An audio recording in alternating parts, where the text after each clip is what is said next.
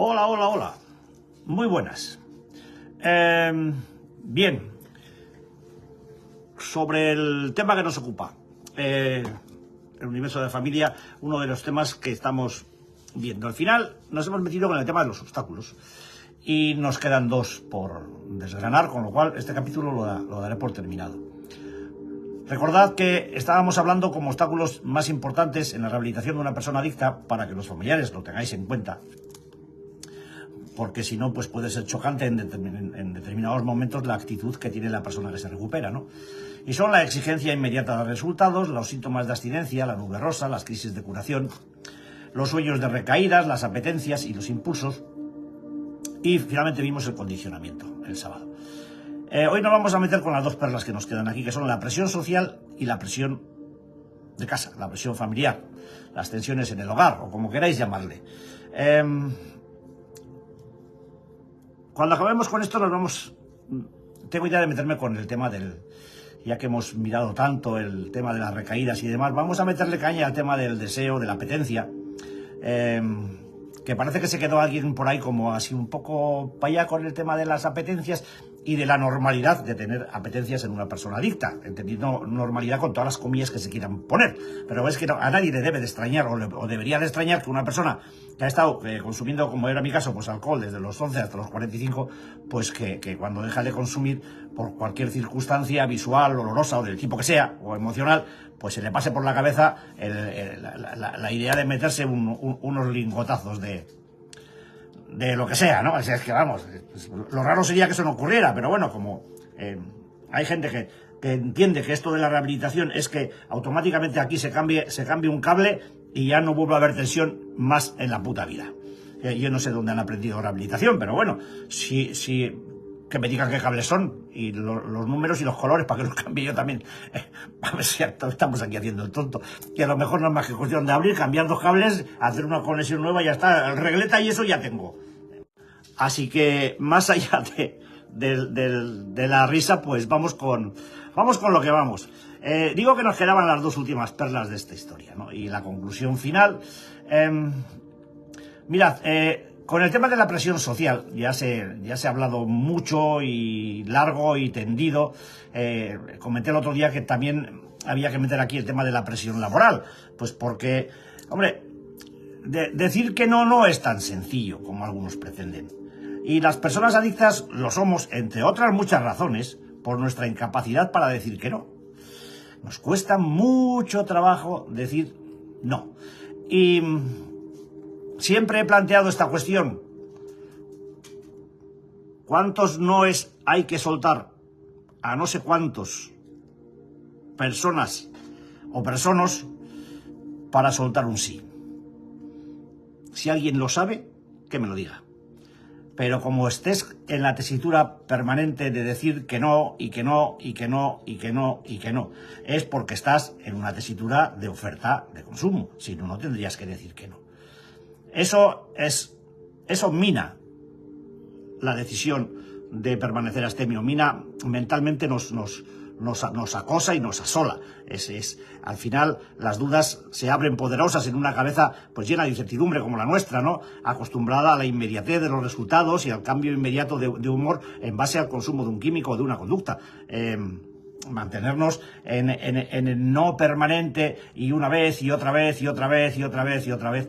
A ver, yo en cuanto a la presión social tengo muy claro que la directa es el artículo 16. Y como por lo que veo por ahí, lo poco que he visto de gente conectada, me parece que todos sabéis lo que es el artículo 16, yo no me voy a extender más en eso, ¿vale? Porque al final tanto va el cántaro a la fuente que, joder, esto es... No sé si sabéis lo que es un cántaro. Algunos igual no sabéis, pero yo a mi abuela y a mi madre les vi ir con un cántaro en la cabeza, con una cosa redonda que se ponían en la cabeza, que curiosamente le llamaban rodilla. Un cántaro con un par de... ¿Sabes? Un cántaro de estos de cerámica que había que ponerse en la cabeza aquello y ir andando sin que se cayera. Pues yo lo he visto eso a mi madre y a mi abuela. Eso no os puede dar idea de lo viejo que soy. Digo que las ofertas, las invitaciones, esa especie de educación o cortesía malentendida en la que, bueno, pues está establecido socialmente y la cortesía así lo demanda, el hecho de ir a tomar algo, ¿no? Es una frase, es tremendo esto de que alguien te diga vamos a tomar algo, ¿no? Es que está establecido así y el decir que no, pues suena descortés y mucha gente se ofende. Y estos que se ofenden se lo deberían de mirar y a nosotros nos debería de traer al pairo que se ofendan. Porque si alguien se ofende porque tú no quieres tomar algo con él o con ella, pues que se la pique, que le den. Artículo 16, directamente artículo 16. No estamos en una negociación sobre si es peligroso o no peligroso. Ponerse en riesgo es peligroso. Y con una enfermedad como esta, tonterías las justas. Pero bueno, que cada uno haga lo que le parezca. Yo solo sé que el decir que no es a veces demasiado costoso. Y entre otras muchas razones también porque nos cuesta mucho trabajo desprendernos de la necesidad de la necesidad de aprobación de los demás. Estamos siempre pendientes de la aprobación de otros por culpa de nuestro complejo de inferioridad. Y hay muchísima gente muy pesada intentando permanentemente demostrarse no se sabe muy bien qué. Con tanta invitación y tanta gaita y con tanto vamos a tomar algo. Yo no sé, en realidad, ¿a qué es lo...? No sé, ¿cuál es el reto en esta historia?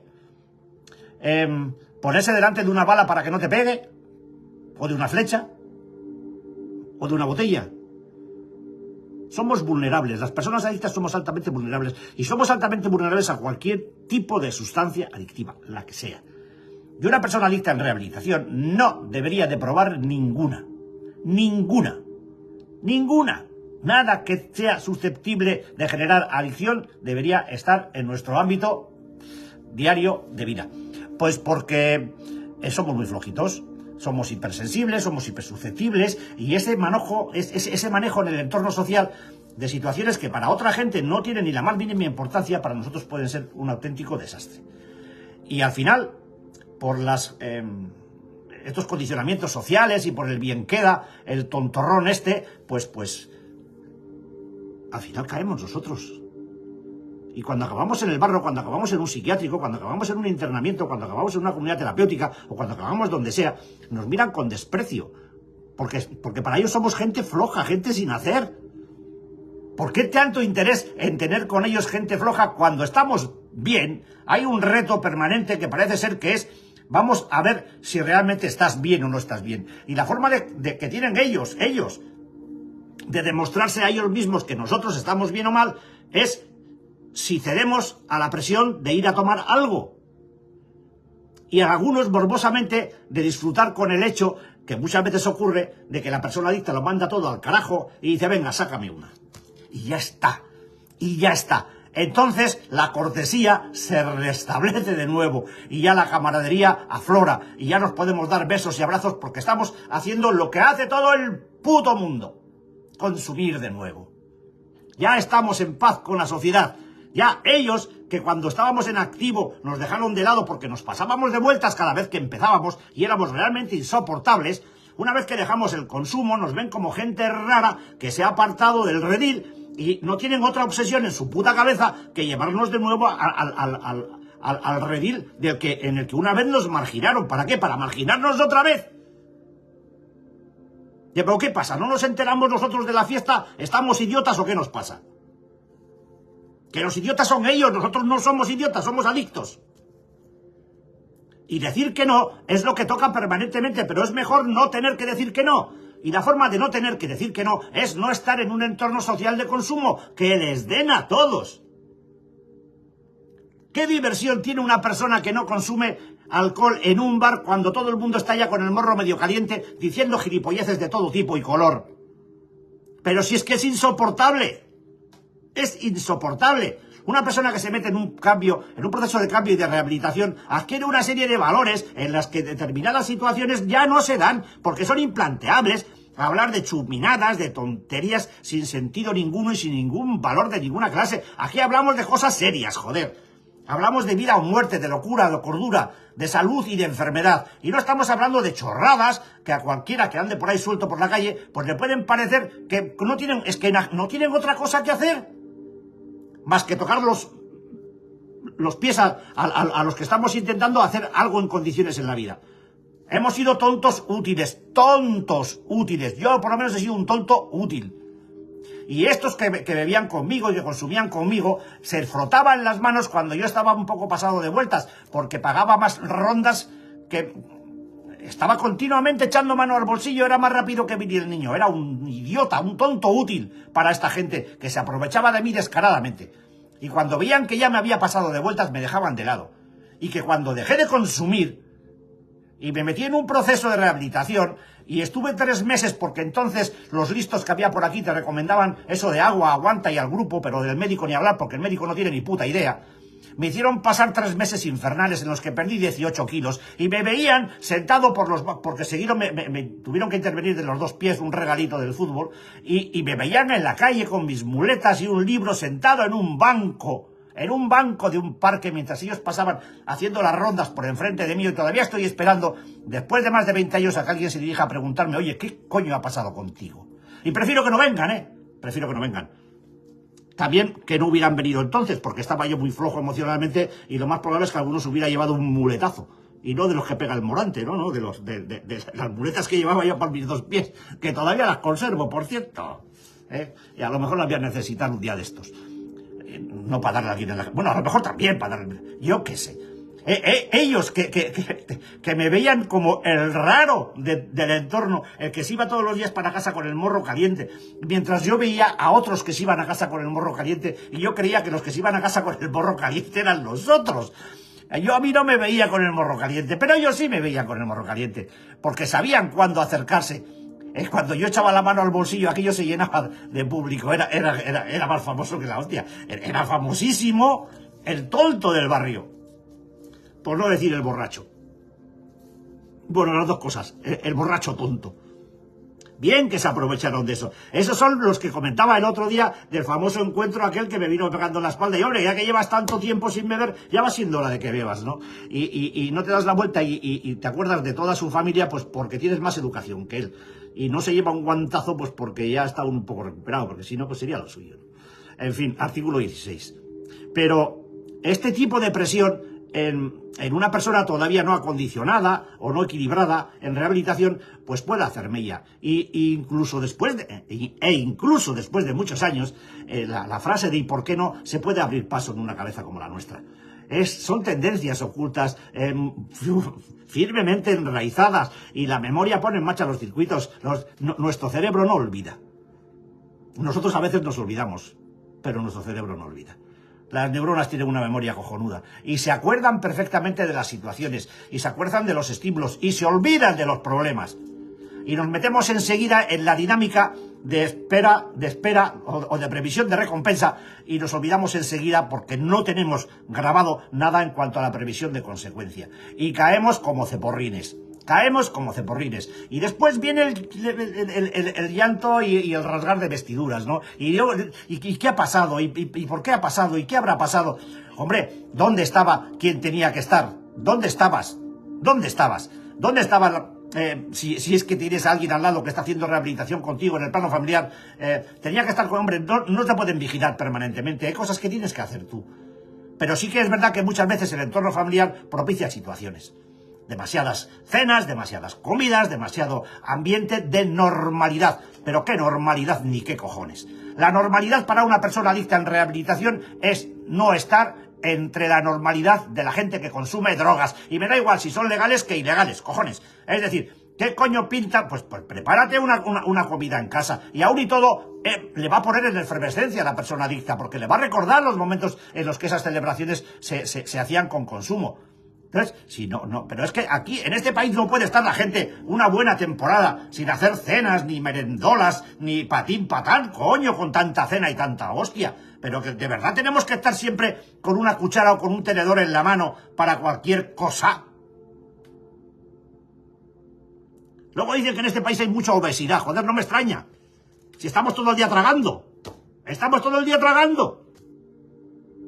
Y mira que los que somos nerviosos deberíamos de consumir, por nuestra propia naturaleza, deberíamos de consumirnos de nervios. Pero que va, que va.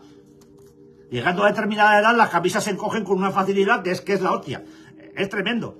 Pero tenemos que, de verdad tenemos que estar siempre transigiendo con esta historia por una cortesía mal entendida.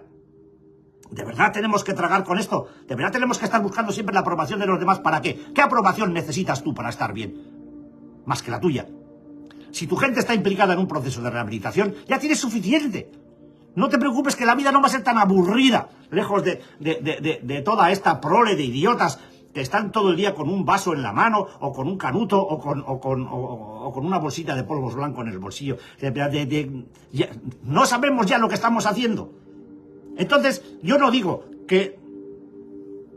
Iba a decir que recaer está prohibido. Joder, pues sí, está prohibido. Y aunque esté prohibido, recaeremos, porque de alguna forma tenemos que infringir las normas siempre. Pero, a ver, vamos a plantearnos que durante la rehabilitación tenemos que pagar un precio. Y el precio es salir del entorno de consumo.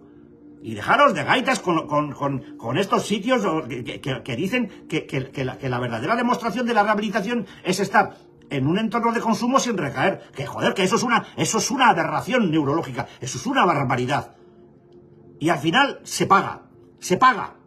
Porque que tengamos idiotas en el entorno de consumo alrededor de donde vivimos, o social o laboralmente, es, bueno, tiene un pase. Pero que haya centros de rehabilitación que te recomienden estar en entornos de consumo para demostrarte a ti mismo que estás rehabilitado, una de dos. O no saben quién era Pavlov, o no tienen ni prostituta idea de adicciones.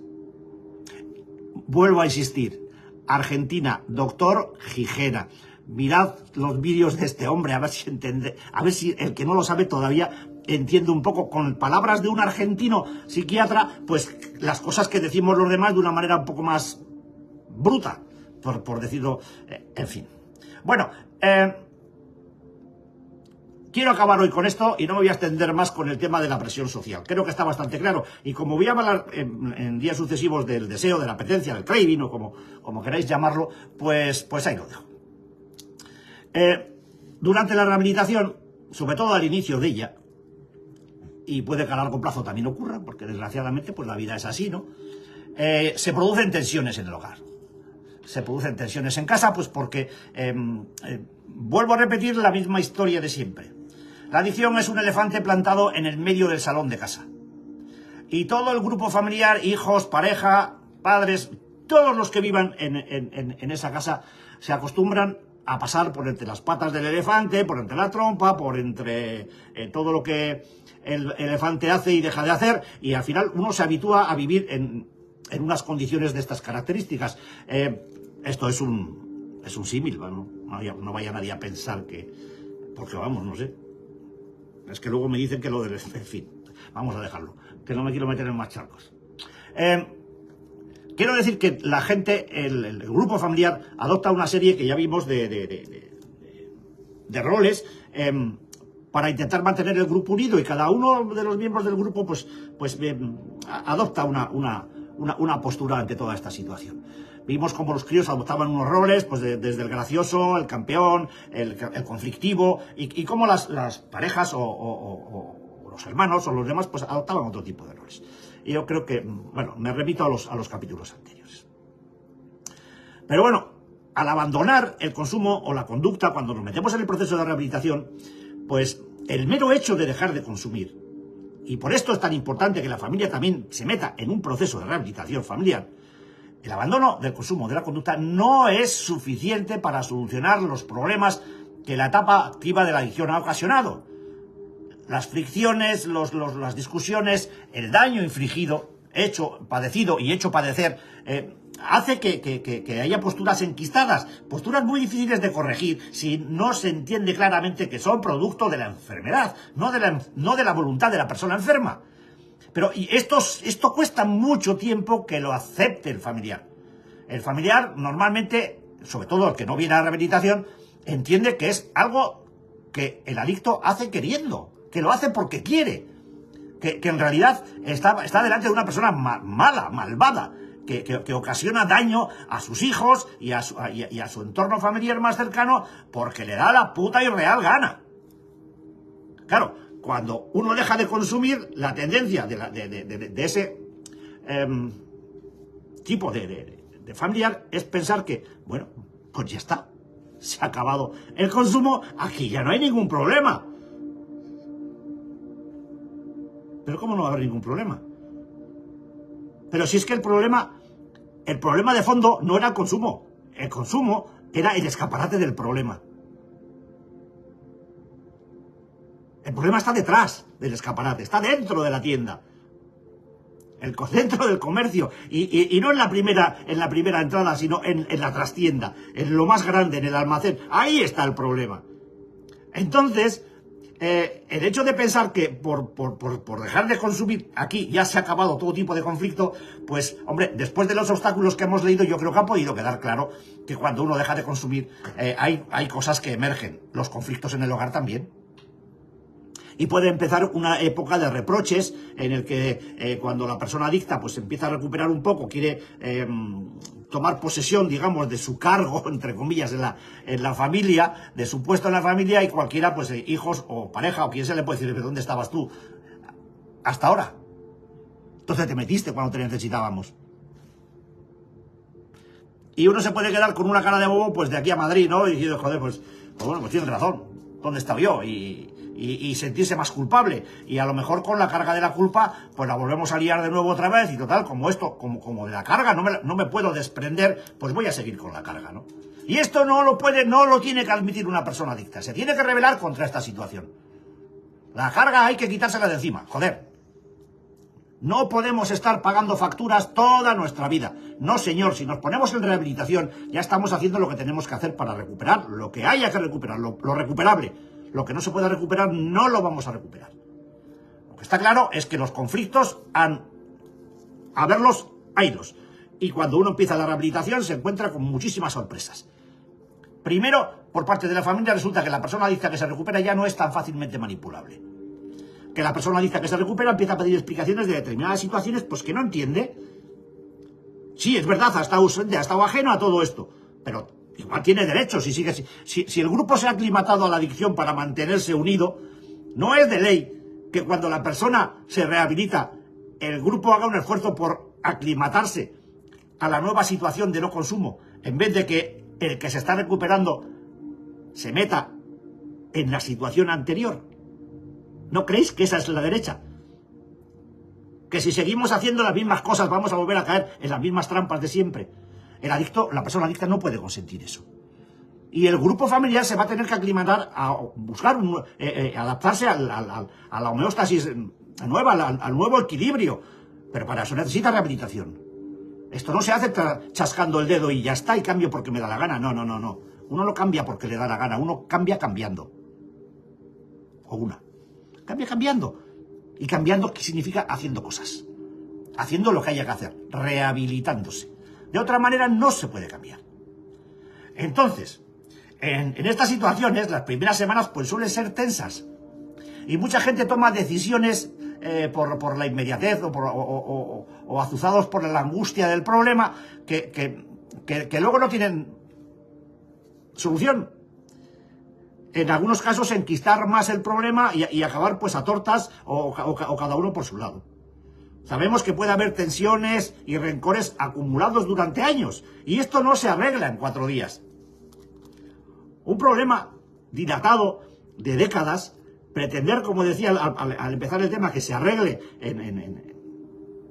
inmediatamente es una locura, ¿no? Y entiendo que todo el mundo tenemos prisa para arreglar los problemas, pero es que hay prisas que no son admisibles.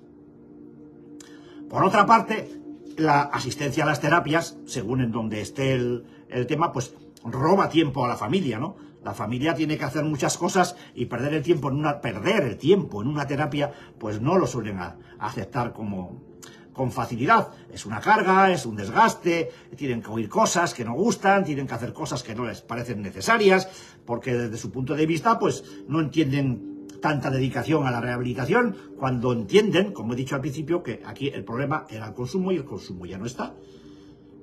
Si el problema era el consumo y el consumo ya no está, ¿por qué seguimos teniendo problemas? Bueno, pues obviamente porque el problema no solo era el consumo, había más problemas de fondo. Que seguramente cuando te uniste a esa persona, cuando la conociste o cuando empezaste, pues no detectaste. Y si no lo detectaste es porque a lo mejor estabas buscando a alguien de ese perfil, pero eso ya meterse en la siguiente dinámica de codependencia, de la que también hablaremos, claro. Así que, para no extenderme más y como conclusión, para acabar este tema, la rehabilitación proporciona, además de salud, pues la ocasión de conocer y reclamar aspectos de uno mismo mucho tiempo atrás olvidados. Y eso es un trabajo de titanes. Por eso hay que poner en valor la rehabilitación de una persona, tanto si es familiar como si es adicta. Estos valores van desde recobrar la propia valía, muy deteriorada, cambiar el modelo de vida, vivir en un plano de salud, que tampoco es, no tenemos que hacer ninguna cosa rara, nosotros no tenemos que subir al Everest ni hacer el pino encima de un pico helado, nos basta con vivir bien, además de eso se trata, con vivir bien, nosotros estamos bien. Desmontar la estructura adictiva en cuanto a cómo nos vemos a nosotros mismos y a los demás y cómo nos relacionamos con ellos. Hay que adoptar una nueva postura de vida ante toda esta historia. Tenemos que mirar muy bien qué cosas creemos, o más bien qué cosas vamos conociendo, cómo nos cuidamos. Es decir, hay que interrumpir el ciclo. Hay que interrumpir el ciclo terrorífico de desastre que es, y se hace dejando de hacer las mismas cosas de siempre, apartándose de una manera radical de todos y de todo lo que tenga que ver con la adicción, y dejar de vivir en torno pues al modo de pensar antiguo, al estado de ánimo negativo, al impulso y a la conducta compulsiva. Esto no es gratis. Esto requiere sudor y a veces lágrimas. Y muchos malos ratos que a veces se comparten porque la persona que está en rehabilitación tiene a su familia en rehabilitación y lo puede compartir porque sabe que va a ser entendida, y cuando la persona no tiene a su entorno familiar en rehabilitación no lo puede compartir más que en su grupo de rehabilitación. Con lo cual su tendencia va a ser a integrarse más en el centro de rehabilitación con sus compañeros de rehabilitación que con su familia. Y ahí pueden empezar las primeras quejas serias. Así que yo creo que con este capítulo en cuanto al universo familia, pues tenemos para ir haciendo boca. Va a venir mucho más, va a venir mucho más. Pero de momento creo que nos vamos a meter mañana ya con el tema del craving, del deseo, de la apetencia, para dejar un poco más claro todo esto. Así que nada, muchas gracias por estar ahí a todos y a todas, y que seáis buenos. Que ya, de tanto decir que seáis malos la semana pasada, pues algunos ha sido muy malo. Todo que un besito, y mañana si queréis a las 6:30 volveré a estar aquí. Eso, que seáis buenos. Hasta mañana.